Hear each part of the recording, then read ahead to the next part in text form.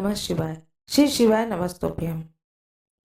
आज मैं आप लोगों को कथा सुनाने जा रही हूँ, सावन सोमवार की व्रत कथा।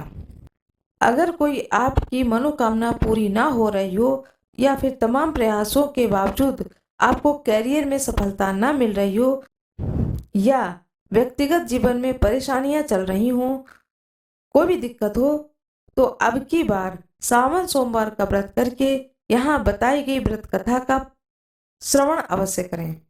मान्यता यह है कि सावन सोमवार के दिन अगर व्रत रखकर इस कथा का श्रवण किया जाए तो जातकों की मनचाही मुराद पूरी हो जाती है। सावन सोमवार व्रत की पावन कथा। एक साहूकार था जो भगवान शिव का अनन्य भक्त था।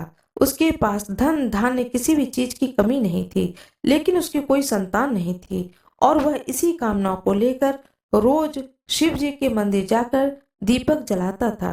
उसके इस भक्तिभाव को देखकर एक दिन माता पार्वती ने शिव जी से कहा कि प्रभु, यह साहूकार आपका अनन्य भक्त है, इसको किसी बात का कष्ट है तो आपको उसे अवश्य दूर करना चाहिए। शिव जी बोले कि हे पार्वती, इस साहूकार के पास पुत्र नहीं है और यह इसी से दुखी रहता है। माता पार्वती कहती हैं कि हे ईश्वर, कृपा करके इसके पुत्र का वरदान दे दीजिए। तब भोलेनाथ ने कहा कि हे पार्वती, साहूकार के भाग्य में पुत्र का योग नहीं है। ऐसे में अगर इसे पुत्र प्राप्ति का वरदान मिल भी गया तो वह केवल 12 वर्ष की आयु तक ही जीवित रहेगा। यह सुनने के बाद भी माता पार्वती ने कहा कि हे प्रभु, आपको इस साहूकार को पुत्र का वर देना ही होगा, अन्यथा भक्त क्यों आपकी सेवा पूजा करेंगे। माता के बार बार कहने से भोलेनाथ ने साहूकार को पुत्र का वरदान दिया, लेकिन साथ में यह भी कहा कि वह केवल 12 वर्ष तक ही जीवित रहेगा। साहूकार यह सारी बातें सुन रहा था, इससे उसे न तो कोई खुशी हुई और न ही कोई दुख हुआ। वह पहले की ही तरह भोलेनाथ की पूजा अर्चना करता रहा। उधर सेठानी गर्भवती हुई और 9वें महीने में एक सुंदर बालक की प्राप्ति हुई। परिवार में खूब हर्ष उल्लास मनाया गया, लेकिन साहूकार पहले की ही तरह रहा। उसने बालक की 12 वर्ष की आयु का जिक्र किसी से भी नहीं किया। जब बालक 11 वर्ष की आयु हो गई तो एक दिन साहूकार की सेठानी ने बालक के विवाह के लिए कहा, तो साहूकार ने कहा कि यह अभी बालक को पढ़ने के लिए काशी भेजेगा। इसके बाद उसने बालक के मामा जी को बुलाया और कहा कि इसे काशी पढ़ने के लिए ले जाओ और रास्ते में जिस भी स्थान पर रुकना वहां यज्ञ करते और ब्राह्मणों को भोजन कराते हुए आगे बढ़ना। उन्होंने इसी तरह करते हुए जा रहे थे कि रास्ते में एक राजकुमारी का विवाह था। जिससे उसका विवाह होना था वह एक आंख से काना था।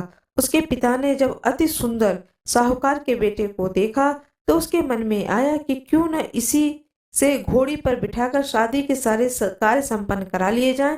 तो उन्होंने मामा से बात की और कहा कि इसके बदले में वह अथाह धन देंगे, तो वह राजी हो गया।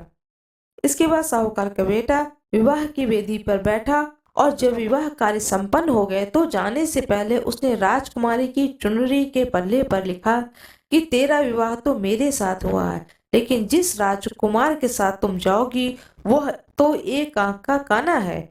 उधर जब राजकुमार ने अपनी चुनरी पर यह लिखा हुआ पाया तो उसने राजकुमार के साथ जाने से मना कर दिया। तो राजा ने भी अपनी पुत्री को बारात के साथ विदा नहीं किया।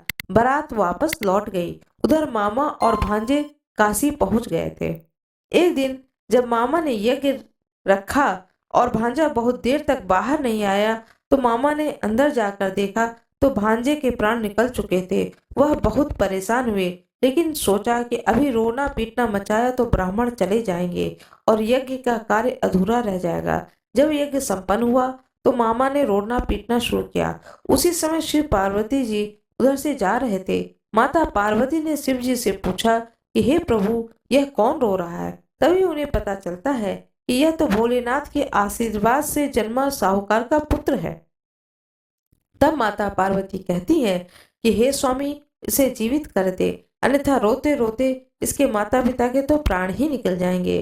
तब भोलेनाथ ने कहा कि हे पार्वती, इसकी इतनी ही आयु थी सो वह भोग चुका है। लेकिन माँ के बारंबार आग्रह करने पर भोलेनाथ ने उसे जीवित कर दिया। लड़का ओम नमः शिवाय करते हुए जी उठा और मामा भांजे दोनों ने ईश्वर को धन्यवाद दिया और अपने नगरी की ओर लौटे। रास्ते में वही नगर पड़ा और राजकुमारी ने उन्हें पहचान लिया। तब राजा ने राजकुमारी को साहूकार के बेटे के साथ बहुत सारे धन धान्य के साथ विदा किया।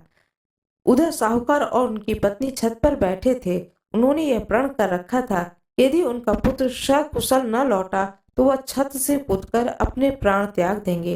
तभी लड़के के मामा ने आकर साहूकार के बेटे और बहू के आने का समाचार सुनाया, लेकिन वह नहीं माने तो मामा ने शपथ पूर्वक कहा। तब दोनों को विश्वास हुआ और दोनों ने अपने बेटे बहू का स्वागत किया। उसी रात साहूकार को स्वप्न में शिवजी ने दर्शन दिया और कहा कि तुम्हारे पूजन से मैं प्रसन्न हुआ हूँ। इसी प्रकार जो भी व्यक्ति इस कथा को पढ़ेगा या सुनेगा उसके समस्त दुख दूर हो जाएंगे और मनोवांछित सभी कामनाओं की पूर्ति होगी। ओम नमः शिवाय। मेरा ये वीडियो कैसा लगा कमेंट बॉक्स में अवश्य बताएं। वीडियो को लाइक करें, चैनल को सब्सक्राइब करें। धन्यवाद।